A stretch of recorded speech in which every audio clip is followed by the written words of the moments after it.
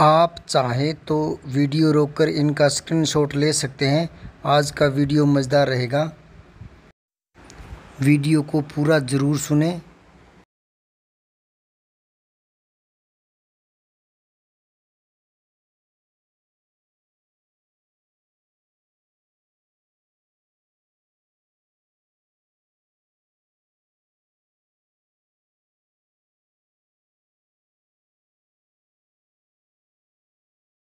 नमस्कार प्रिय विद्यार्थियों, वंदे मातरम। मातरम माता को, धरती माँ, ये भूमि, हम सब इसको वंदन करते हैं, नमन करते हैं, क्योंकि इसी धरती पर हमने जन्म लिया, खेले कूदे बड़े हुए, इसी का अन्न जल खाया, तो इसके प्रति कृतज्ञता निभाना हमारा धर्म है।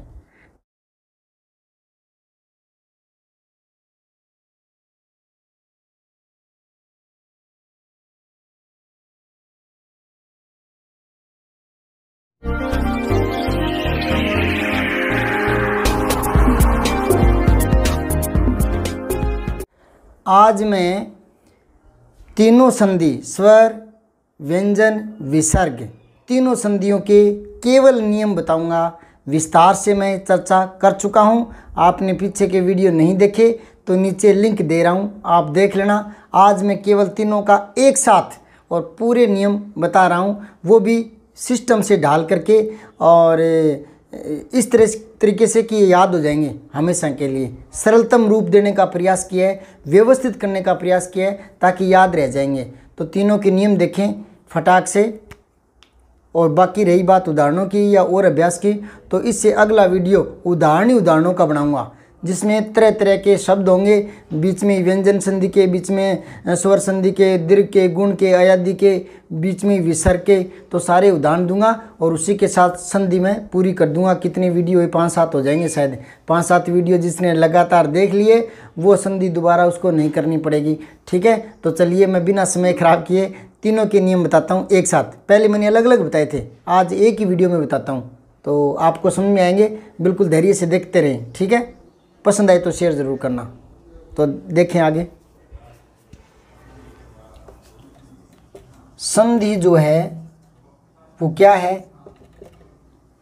वर्णों के मिलन से हुए उत्पन्न विकार को संधि कहते हैं। वर्णों के योग को संधि कहते हैं। संधि का मतलब ही योग होता है, ठीक है ना, दो वर्णों का मिलना। इससे क्या होता है? संधि में दो शब्द पास पास आते हैं और बीच में वर्ण जुड़ते हैं, ठीक है। तो सबसे पहले जब बात वर्णों की आ गई, वर्ण जुड़ते हैं, तो वर्ण कितने प्रकार के होते हैं हिंदी में? 2, स्वर और व्यंजन। तो 2 संधि होगी, क्या कहा? स्वर और व्यंजन, ठीक है। अब तीसरी संधि ये हो गई कि एक ये और है, ये ना तो स्वर में आता ना व्यंजन में आता, इसको बोलते हैं विसर्ग। तो विसर्ग के साथ भी कोई वर्ण आता है तो इसमें विकार हो जाता है, और विकार होने को ही संधि कहते हैं, वर्ण मिलने को ही, ठीक है। तो संधि 3 प्रकार की होगी। कितनी? कौन कौन सी? स्वर, व्यंजन और विसर्ग। तो विसर्ग जो संधि है उसमें कुछ एक नियम है, यार कुछ एक बातें ध्यान में रखने वाली, अभी बताऊंगा। और व्यंजन में भी कुछ एक बातें, पर ये स्वर संधि ये खुद 5 भागों में बटी है। पहले इसी के 5 भाग याद करते हैं और आज जानेंगे शॉर्टकट में कि किसके साथ क्या मिलने से क्या होता है। ए के साथ ओ आए तो क्या होता है, ओ के साथ ऊ आए तो क्या होता है, ई के साथ कोई स्वर आए तो क्या होता है, गुण संधि में क्या बनते हैं, स्वर संधि में क्या बनते हैं, विसर्ग में क्या बनते हैं, है ना, विसर्ग, सारा कुछ जानेंगे आज, ठीक है। तो पहले स्वर की बात करते हैं। तो स्वर के 5 भाग देखिए, ये है स्वर संधि, ठीक है। इसके 5 भाग देखते रहिए फटाफट। पहला जो इसका है वो है दीर्घ संधि, दीर्घ स्वर संधि। दूसरा है गुण स्वर संधि, ठीक है। और तीसरा है वृद्धि स्वर संधि। और चौथा है यण स्वर संधि। और 5वां है अयादि स्वर संधि। ये 5 भेद हैं। अब इसमें क्या क्या होता है, किसमें क्या मिलता है, ये याद करवाने का प्रयास करूँगा। एक सिस्टम से मैंने व्यवस्थित कर रखा है, वो ध्यान से सुनेंगे तो आपके भी व्यवस्थित हो जाएगा दिमाग में। तो स्वर संधि करें ना, स्वर संधि, तो इनका जिक्र करेंगे। ए, आ, ई, बड़ी ई, छोटा ऊ, बड़ा ऊ। एक बार यहाँ रीरी से आता है, मैं उसको ऊपर लिख लेता हूँ, बाद में बताऊँगा। ए, ऐ, ओ और औ, ये स्वर आ गए। ठीक है, स्वर संधि में स्वर के साथ स्वर जुड़ते हैं और व्यंजन संधि में व्यंजन के साथ व्यंजन जुड़ते हैं, पर व्यंजन संधि में एक स्वर हो सकता है। ठीक है, दोनों स्वर नहीं होने चाहिए, दोनों स्वर होते ही तो स्वर संधि का उदाहरण हो जाएगा। तो एक तरफ स्वर होना चाहिए, एक तरफ व्यंजन होना चाहिए, या दोनों व्यंजन होने चाहिए व्यंजन संधि में। और विसर्ग में कोई भी वर्ण आता है विसर्ग के आगे तो उसका रूप बदल जाता है, उसी को विसर्ग संधि कहते हैं। तो सबसे पहले हम स्वर संधि को देखेंगे तो इन्हीं का जिक्र करूंगा, और व्यंजन संधि में क ख ग उनका जिक्र करूंगा। समझ यही बात है। तो यहाँ देखो, दीर्घ बड़ा रूप, पहले इन्हीं को क्रम से याद कर लो। कैसे याद करोगे? दीर्घ बड़ा, बड़ों का स्थान ऊपर तो ऊपरी पर दीर्घ लिख दो। दीर्घ क्या? गुण, तो 2 नंबर पर गुण लिख दो। गुण में क्या? वृद्धि, है ना। तो दीर्घ गुण वृद्धि यण अयादि नीचे पड़े हैं, यूं करके व्यवस्थित करके दोहरा लो। क्या क्या? दीर्घ बड़ा, फिर गुण, गुण बड़े हैं तभी गुण है, गुण है तभी बड़े हैं ना। अवगुण वालों को बड़ा पद कौन देता है? ठीक है ना, उनको निकृष्ट मानते हैं अवगुण वालों को। तो दीर्घ गुण और वृद्धि और यण अयादि। ठीक है, तो ये क्रम से याद हो गया। अब दीर्घ को देखो, इसको अलग ही याद करके दिमाग में रख लो। बड़ा रूप आ, ये दिखाई देगा, ये दिखाई देगा, और ये 3 दीर्घ स्वर होते हैं, आ, ई और ऊ। ये भी दीर्घ होते हैं, पर इनको कुछ लोग संयुक्त मानते हैं क्योंकि इनमें अलग अलग वर्ण जुड़ते हैं। जैसे ए के साथ ई आए तो ए बनता है। कैसे? दिन ए है ना, यहाँ तो ए नहीं है, यहाँ ए है, तो ए के साथ ई आएगी तो क्या हो जाएगा? ए हो जाएगा। तो ये हो गया दिनेश। ठीक है, तो इनको अलग अलग होने के कारण संयुक्त मान लेते हैं। चलो अब देखो, आप दीर्घ 3 ही है, आ, ई और ऊ, ये बनेंगे। ठीक है, कैसे? ए या आ कैसे आए? आ बनेगा, ई और ई छोटी बड़ी कैसे आए? बड़ी बनेगा, बड़ा ऊ बनेगा। उदाहरण में दे चुका हूँ, इस वीडियो को मैंने अच्छी तरह से समझाया है, और उदाहरण दूंगा आगे। एक उदाहरण बीच में देना चाहूँ तो देख लो आप, सती प्लस में ईश, ठीक है ना, रवि प्लस में इंद्र। ठीक है, तो ई और ई बड़ी ई हो जाता है, रविंद्र ऐसे बन जाता है। ठीक है, तो ये आपकी याद हो गया। दीर्घ संधि में आ, ई और ऊ बनते हैं, याद रख लेना। मतलब मैं एक क्रम व्यवस्थित करने वाला हूँ इनको याद कराने के लिए, इसलिए मैं कहता हूँ इसको एक बार अलग रखो। अब मैं क्रम सेट करता हूँ, कैसे करता हूँ देखते रहना आप। एक तो ये जोड़ा बना लो, ए आ, एक ये जोड़ा बना लो, ई, एक ये जोड़ा बना लो, ऊ का। ठीक है, एक ये जोड़ा हो गया और एक ये जोड़ा हो गया। कितने जोड़े हो गए? 1 2 3 4 5। ठीक है, साफ साफ लिखूं क्या?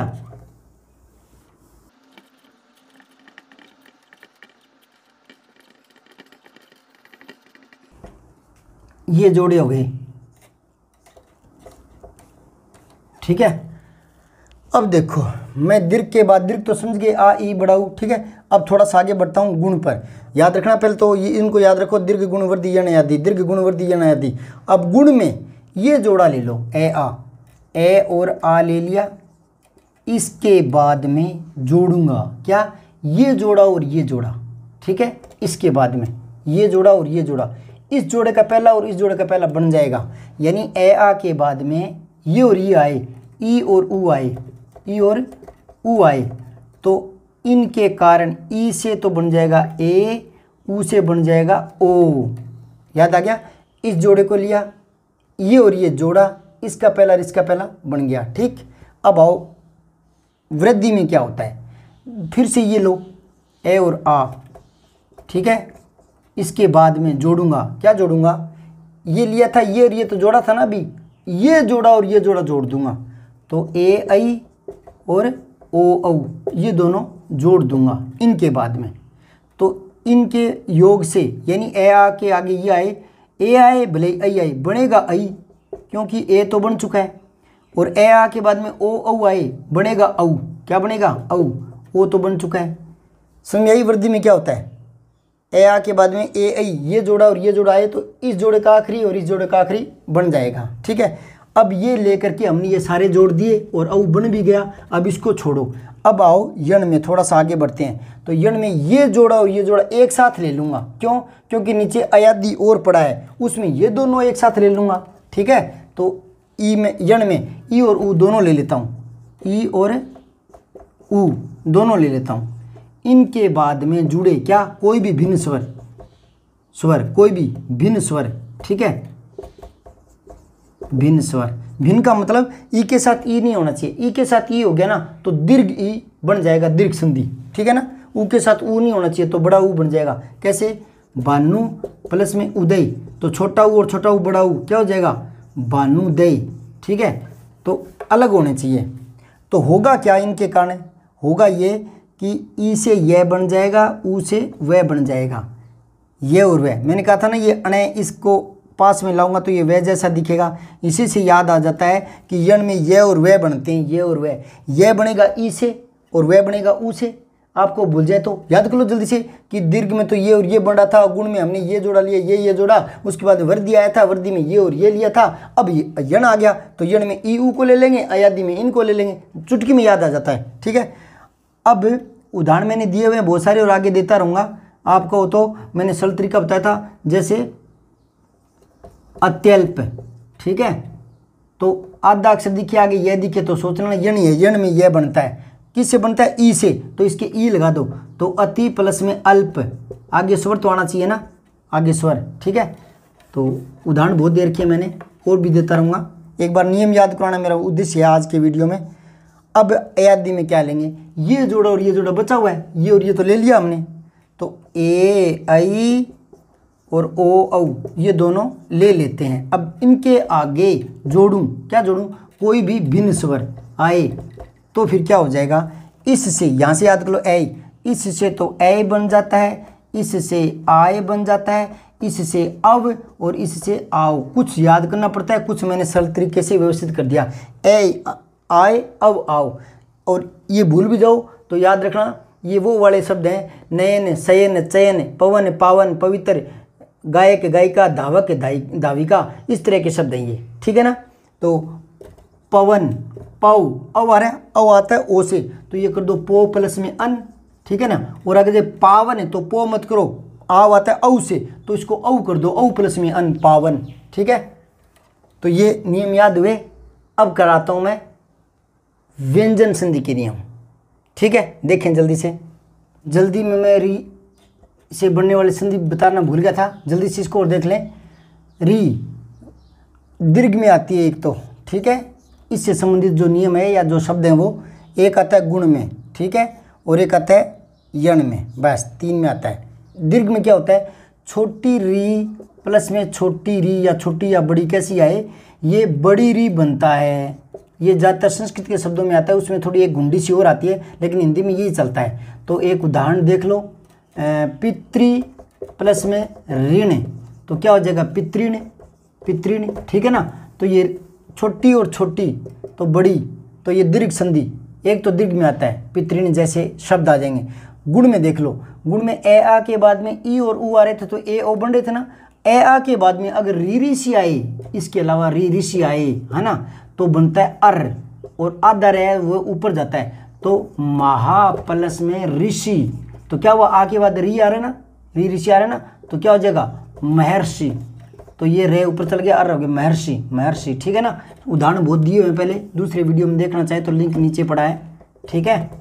अब आया वृद्धि में, री ऋषि से संबंधित नहीं है, यण में है। तो यण में पहले री ऋषि को इनके साथ, री ऋषि के बाद अगर कोई स्वर आए तो आधा रे बनता है। आगे स्वर है तो आधा रे वापस पूरा हो जाएगा।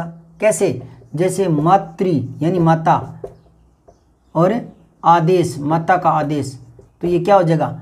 री के कारण, री ऋषि के कारण आगे आ रहा है तो रा बन जाएगा, तो ये आधा हो जाएगा ना, आधा आगे रा बन जाएगा ना, रा, तो फिर ये रे इसके अंदर आ जाएगा, तो क्या हो जाएगा? ये ऐसे आ जाएगा मात्रादेश, मात्रादेश, ठीक है।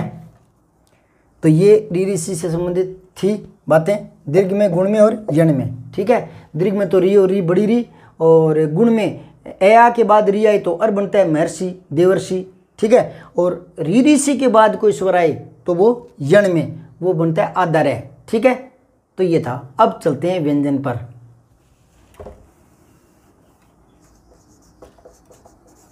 व्यंजन संधि। दूसरे नंबर पर व्यंजन संधि, पहली स्वर संधि बता दी। अब व्यंजन संधि में व्यंजन होते हैं और व्यंजन के साथ कोई स्वर आ सकता है, तो इनके नियम सरल तरीके से कैसे डाले हैं आपको देखते याद हो जाएंगे। पहला नियम देखने में थोड़ा बोल के बताऊं क्या। पहला नियम किताबों में जो शब्दों में लिखा होता है वो तो यूँ है कि किसी भी वर्ग के प्रथम वर्ण के चेटे के बाद में किसी भी वर्ग का तृतीय चतुर्थ वर्ण या यरल या कोई स्वर आए तो वह प्रथम वर्ण अपने वर्ग के तृतीय वर्ण में बदल जाता है। ठीक है ना, ये मैंने अच्छी तरह से समझाया है। आज मैं शॉर्टकट चल रहा हूँ, तो देखो सीधी सी बात है। पहला वर्ण अगर आएगा प्रथम वर्ण कौन से होते हैं, के चे टे ते पे ये, ठीक है ना, ये। इनके बाद में कोई भी तीसरा है, ये या चौथा है, ये कोई भी आए इसके बाद ये अपने तीसरे में बदलेगा, ये अपने तीसरे में, ये अपने तीसरे में, ये अपने तीसरे में, भले ही तय के आगे गया है पर ये दय में बदलेगा। ठीक है ना, पहले अक्षर के बाद तीसरा है तो तीसरे में, यहाँ से पहला वर्ण है इसके बाद में जुड़े क्या तीसरा, तो ये भी तीसरे में बदलेगा। कौन से तीसरे में, खुद के, स्वयं के। ये पहला नियम है, समझ में आई बात। अब इतना याद हो गया तो एक बात और दो, कई बार चौथा भी हो सकता है, कई बार ये रे ले वे ये भी हो सकते हैं, या कई बार कोई स्वर भी हो सकता है, पर ये पहला तीसरे में बदलेगा, यहाँ से याद कर लेना। दूसरा नियम क्या बताया था मैंने, दूसरा मैंने बताया था प्रथम वर्ण के बाद में और पांचवा आए, पांचवा, तो ये भी पांचवें में बदलता है, किसके, स्वयं के। ठीक है, ये नियम याद हो गया। और ये पांचवा ज़्यादातर क्या बताया था मैंने, मैं और ने, क्यों, क्योंकि बाकी पर तो कोई शब्द बने ही नहीं होते। बोलते ना कै कबूतर कै खरगोश गे कमला घेगड़ी अंग खाली, तो खाली होता है, कोई शब्द बने ही नहीं होते, मैं और ने पर बने होते हैं। तो ज़्यादातर ये पांचों यही आता है, लेकिन ये खुद के पांचों में बदलेगा। एक उदाहरण दे देता हूँ, तत् प्लस में मैं, ठीक है, तो ये पहला अक्षर है तय, इसके आगे पांचवा, कोई भी पांचवा, ये पांचवा आ रहा है, 1 2 3 4 5, तो ये तो अपने पांचवें में बदलेगा, स्वयं के, तो न में आ जाएगा, तो ये क्या बन जाएगा, तन्मय। समझ में यही बात। उदाहरण पहले बहुत दिए हुए हैं, आगे भी देता रहूँगा। तीसरा नियम देखो, तीसरा नियम मैंने याद किया था, मैं की संधि, मैं की संधि, और ये बहुत ही सिंपल है, याद रह जाएगा। कैसे कि मैं दिखे आदम है हलंत, तो वो अनुस्वार में बिंदी में बदलना है, अनुस्वार में बिंदी में बदलना है, बस सीधी सी बात है। जैसे आ गया संयोग, है ना, तो बिंदी दिखी, इसको मैं में बदलो, सम प्लस में योग, ये संधि हो गई। ठीक है ना, और अगर मैं दिख गया तो उसको बिंदी में बदल दो, क्या हो जाएगा, संचालन। ठीक है, ये सिंपल नियम था, बहुत ही शब्द है इसमें। अब आओ बात है चौथे नियम की। चौथा नियम तय था तय की लोचदार संधि, यूं याद कराया था, लोचदार संधि। ठीक है, ये लोचदार संधि क्या है कि तय के आगे कोई भी अक्षर आए तो तय उसी में बदल जाता है। जैसे तल्लीन, तो तत् प्लस में लीन, ठीक है, तो उसी में बदल जाएगा ये। ऐसे ही उन्नति, इस तरह के। पांचवा नियम मैंने बताया था दद्ध का नियम, और ये इस पर 5 7 10 एक शब्द होंगे ज़्यादा से ज़्यादा, ये याद नहीं रहे तो यूँ सोच लेना कि इस प्रकार का दद्ध दिखे तो है बाहर निकालना है। ठीक है ना, कैसे, और वो है दय में बदलता है। ठीक है, और ये दय आधा होता है तो पैर में आ जाता है दद्ध। ठीक है, तो जैसे आपको लिख गया पद्धति, ये मिल गया, या उद्धार, तो आपको है बाहर निकालना है, उत प्लस में हार। ठीक है, और यहाँ पद प्लस में हति, हैती, है बाहर निकलना है हति, तो ये है धय में बदलेगा और पैर में आ जाएगा। ठीक है, ये नियम अच्छी तरह समझाए हुए हैं, आज तो मैं केवल दोहराई करा रहा हूँ। छठा नियम जो मैंने बताया था वो था चच का नियम। ये चच का नियम क्या था, 6 छतरी से पहले कोई स्वर आ जाए तो इसके साथ ऑटोमेटिक चच च जुड़ जाता है। जैसे परि प्लस में छेद, तो क्या हो जाएगा, परिच्छेद, क्योंकि 6 से पहले री है तो परिच्छेद हो जाएगा। समझ आई बात। सातवां जो नियम मैंने बताया था वो बताया था कि इस से पहले कोई स्वर आ गया, है ना, तो वो ये से इसमें बदल जाएगा। जैसे वी प्लस में सम, तो क्या हो जाएगा, विषम, ये से बन जाएगा, से पहले ई आ गया तो। ठीक है, और आठवां नियम मैंने क्या बताया था, आठवां बताया था मैंने कि री, रे और शे, इनके बाद में न आए तो वो अणे में बदलता है, अणे में। जैसे कृष प्लस में ना, तो ये हो जाएगा कृष्णा। ठीक है, री प्लस में न, तो ये हो गया ऋण। ठीक है, ये 8 नियम थे व्यंजन संधि के। याद हो गया? दोहरा दूं दोबारा से। पहले क्या आगे तीसरा है, तीसरे में बदलता है। पहले क्या आगे पांचवा है, पांचवें में बदलता है। मैं की संधि मैं दिखे बिंदी में बदलना है, बिंदी दिखे मैं में बदलना है। तय की लोचदार तल्लीन उन्नति उड्डयन आधा अक्षर वही दिखे तो तय में बदल दो। और उद्द दद दिखे पद्धति उद्धरण उद्धति उद्धृत इस तरह के शब्द आए तो है बाहर निकालना। उद्धरण तो उत प्लस में हरण। फिर चच का नियम, 6 से पहले कोई स्वर आए, परिच्छेद अनुच्छेद आच्छादन इस तरह के। फिर है 6 से पहले तो विशेष है ना, विषम इस तरह के। फिर रे री और श इनके आगे न्याय तो अणे में बदलता है, ये नियम है। इनके अलावा कोई शब्द बनते हैं तो वो अपवाद में करके एक बार टुकड़े करके देख लेना और ध्यान में आ जाएंगे, गलत नहीं होगा। ठीक है, अब चलते हैं विसर्ग संधि पर।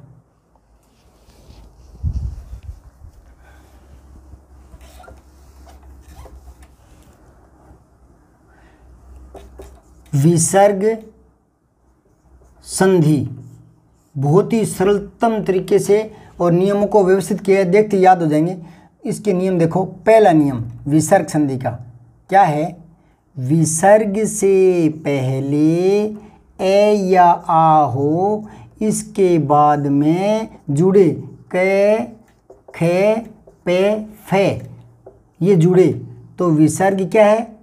आधे से में बदल जाता है, इस आधे से में। ठीक है, तो क्या हो जाएगा? नमः है प्लस में कार है तो नमस्कार। इसमें कुछ शब्द अपवाद के हैं, जैसे प्रातः है काल, तो इसमें ये विसर्ग ज्यों का त्यों पड़ा रहेगा। ठीक है ना। अब नियम नंबर 2, विसर्ग से पहले यही कंडीशन ए या आ हो, इसके बाद में कोई स्वर ही आ जाए स्वर, तो ये विसर्ग जो है वो लोप हो जाता है। जैसे अत है प्लस में एव तो अतएव विसर्ग खत्म हो जाएगा। ठीक है।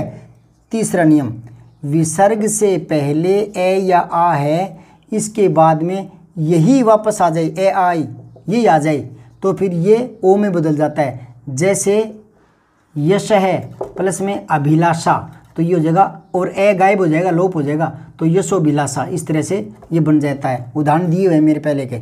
चौथा नियम जिस पर बहुत ज़्यादा शब्द बनते हैं, ठीक है ना, वो नियम देख लो। विसर्ग से पहले ए या आ आए, इसके बाद में किसी भी वर्ग का तीसरा चौथा वर्ण या ये रे ले वे या कोई स्वर आए तो ये विसर्ग ओ में बदलता है। तो ये ओ में बदला हुआ है ना, स्वर आया हुआ है ना, तो ये नियम इसी में मान लो। ठीक है। और इसमें नहीं बदलता, ओ में लोप हो जाता है अतएव, तो उसको यहाँ अपवाद में मान लो। तो ये दो नियम वैसे ही खत्म हो गए। और याद रखो तो याद रख लेना। ठीक है। तो इस पर उदाहरण मैंने बहुत सारे दिए थे। कैसे? मनोबल, तो मन और बल तो ये विसर्ग में बदल दो। ठीक है। पे फे बे, ठीक है, तो तीसरा अक्षर है आगे तो ये ओ में बदलता है, मनोबल। मनोहर, मनोहर, तो मन दिख रहा है, हर दिख रहा है, इसको करो और ये बहुत सारे नियम मैंने बताए थे, उदाहरण बताए थे, वो देख लेना। अब आओ पांचवा नियम। पांचवा नियम इस साइड में इसलिए लिख रहा हूँ क्योंकि सामने के लिए याद रह जाएगा। चार तो ऐसे याद रह जाएंगे। कैसे? विसर्ग से पहले ए आ कै खे पे फे तो से में, विसर्ग से पहले स्वर तो लोप, विसर्ग से पहले ए ही हो तो ओ बन जाता है। और ये दोनों इसी में मिला लिए मैंने। क्या कि विसर्ग से पहले ए आ बाद में तीसरा चौथा वर्ण ये या कोई स्वर आए तो विसर्ग ओ में बदलता है। ठीक है। अब आओ पांचवा नियम, वो है कंडीशन बदल रहा हूँ मैं इस बार। विसर्ग से पहले ई या ऊ हो, ए आ नहीं, ई या ऊ हो, और आगे यही के खे पे फे ये हो। ठीक है। तो क्या हो जाएगा? इस विसर्ग का ये श हो जाएगा। कैसे? आधा श। कैसे? निहि प्लस में कपट, तो विसर्ग से पहले ई है, आगे क है, तो ये क्या हो जाएगा? निष्कपट। इस तरह से निष्पाप, निष्फल, दुष्कर्म, दुष्कर्म, तो आगे क है, ये दु है, ऊ की मात्रा है, तो इसको हटाओ, ये विसर्ग आदेश में बदलता है, इस आदेश में। ठीक है। दुष्कर्म, उदाहरण बहुत दिए हुए हैं। ठीक है। यहाँ सिर्फ केवल नियम याद करवाने की कोशिश कर रहा हूँ।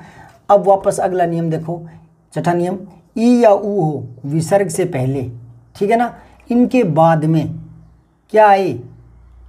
ये कै खे पे फे देख ना, तो मैंने याद किया था चे छे टे ठे और ते थे, ये बताया था।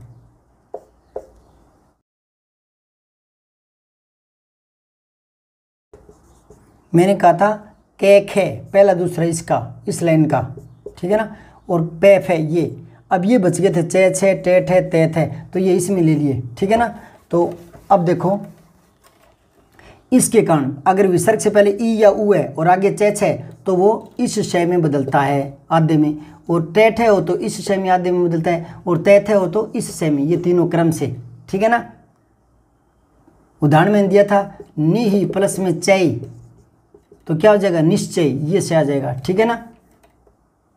निहि प्लस में ठुर, तो ये क्या हो जाएगा निष्ठुर, ये से आएगा इस बार। ठीक है। अब सातवां नियम क्या बताया था, विसर्ग से पहले ई या ऊ हो उसके बाद में यही हो तो कोई बात नहीं, वापस यही आधे बन जाते हैं, ये आधा, ये है तो ये आधा, और ये है तो ये आधा। उदाहरण दिया था मैंने दुशासन, तो नियम क्या था, विसर्ग लगाओ यहाँ, तो विसर्ग से पहले ई या ऊ है, आगे ये शय, तो वापस से विसर्ग का यही बनेगा दुशासन, दुस्साहस। ठीक है। अब आओ आठवां नियम, विसर्ग से पहले ई या ऊ हो, बाद में किसी भी वर्ग का तीसरा वर्ण, चौथा वर्ण, ये, रे, ले, वे या कोई स्वर, यही कंडीशन। ठीक है। तो पहला, दूसरा, तीसरा, चौथा, ये चौथा ही है ना। इसमें ई ऊ है पहले, यहाँ ए आ है, थोड़ी सी कंडीशन चेंज की है, तो यही नियम विसर्ग से पहले इस बार ए आ नहीं ई या ऊ हो, बाकी यही कंडीशन हो। इसमें तो ए आ के कारण ओ बन रहा था, यहाँ आधा रे बनेगा, और आधा रे हमेशा ऊपर जाता है, तो मैंने कहा था इस तरह के शब्द आएंगे निर्बल, तो ऊपर दिखे तो ये नियम अपने आप लग जाएगा। नी के आगे तीसरा अक्षर है तो ये ई की वजह से आधे रे में बदल जाएगा, तो आधे रे ऊपर चला जाता है निर्बल। ठीक है ना। मैंने बताया था दुर्दिन, तो मैंने कहा था ऊपर दिखे उसको हटाओ और यूं लगाओ, सिंपल सा नियम है। याद हो गए। नौवां नियम और देख लो जल्दी से, वो इसलिए बता रहा हूँ जुड़े हुए याद रह जाएंगे। क्या कि विसर्ग से पहले ई या ऊ हो उसके बाद में रे ही हो तो ये मात्रा दीर्घ हो जाती है। कैसे, निहि प्लस में रस, तो ये मात्रा ये हट जाएगी, मात्रा बड़ी हो जाएगी, ये बन जाएगा नीरस। ठीक है ना। जैसे दुहु प्लस में राज, तो क्या हो जाएगा विसर्ग हट जाएगा, ये बड़ी मात्रा बन जाएगी दुराज। तो ये 9 नियम थे, याद हुए। उदाहरण अगले वीडियो में दूंगा, उम्मीद करता हूँ अच्छे लगे होंगे। याद मैंने व्यवस्थित किए हैं, तो कुछ तो मेहनत की होगी आपको समझाने के लिए। अगर अच्छा लगा, याद हुए हैं, तो इसको शेयर ज़रूर करें, किसी और का भला होगा। धन्यवाद। जय हिंद, जय भारत। सब्सक्राइब करके बेल आइकन ज़रूर दबाएं।